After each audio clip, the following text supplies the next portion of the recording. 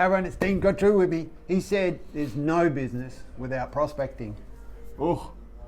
Well, it's just the truth. I think I'm a salesperson at heart, so I'm always going to say the same thing. But I think every business is going to succeed off the back of your ability to prospect and create leads and sales. I think that's a no-brainer. So for us in real estate, I think you have to be completely driven by your ability to prospect. Pat and I still do it to this day. We lead by example, and it's a huge part of what drives our individual businesses, as well as the success of Place Ascot and Place Nundah. Yeah. So, what is it?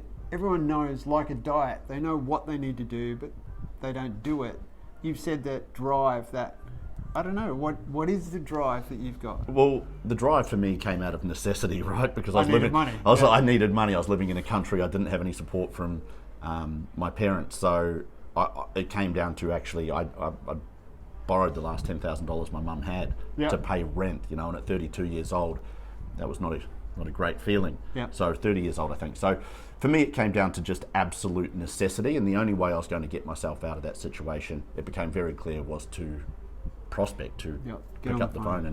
And when you've got the ability, you see everyone else leaving the office at 5:36, and you're not making money, well, you stay on the phones until you get it done. You talked about one of your early days when you were selling units.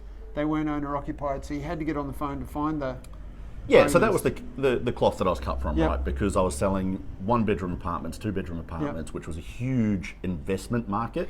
There was no way to just rock up on the door and door knock these guys. So it was white pages online. You would get the phone number, you would call them, typically sitting in Sydney, Melbourne, Hong Kong, all over the world. And these guys are just number crunchers, right? They've got their calculator out, just seeing if it makes sense to sell it. So that really honed my skills as a, whatever you want to call it, cold caller. Telemarketer. Get on the Essentially telemarketing, right? That's what we do. Done.